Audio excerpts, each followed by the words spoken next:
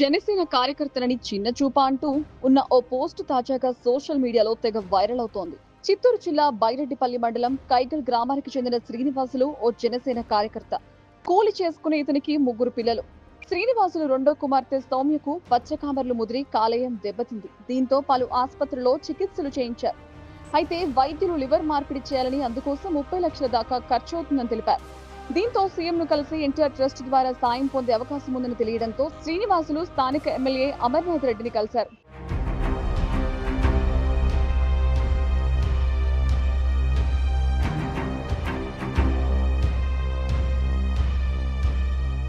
తన బిడ్డకు లివర్ మార్పిడి చేయించేందుకు తగిన డబ్బు లేదని, సీఎం ని కలిసేందుకు సిఫార్సు లేఖపై సంతకం కావాలని ఎమ్మెల్యే అమర్నాథ్ రెడ్డిని జనసేన కార్యకర్త శ్రీనివాసులు కోరాడు. అయితే స్థానిక టీడీపీ నాయకుల మాటలు విని అమర్నాథ్ రెడ్డి సంతకం పెట్టలేదని, దీంతో ఆయన బిడ్డ చనిపోయిందని ఆయన పోస్టు వేశారు. పసిపాప అనే కనికరం కూడా లేకుండా రాజకీయాలు చేసి నిండు ప్రాణం తీశారని శ్రీనివాసులు వాపోయాడు.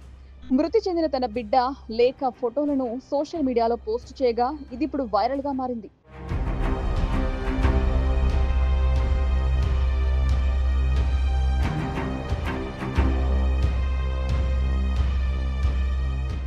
మీ ప్రభుత్వంలో జనసేన కార్యకర్తలను అసలు పట్టించుకోవడం లేదంటూ జన సైనికులు తీవ్ర భావోద్వేగానికి గురవుతున్నారు. ఇప్పటికీ ఇదే మాట రాష్ట్ర వ్యాప్తంగా వినిపిస్తున్నప్పటికీ జనసేన అధిష్టానం నిద్రమత్తులో ఉందని జన సైనికులు ఆగ్రహం వ్యక్తం చేస్తున్నారు. ఒక కార్యకర్తగా ఎవరు గెలిచినా సామాన్యుడికి జరిగింది ఒరిగింది ఏం లేదని అంటున్నారు.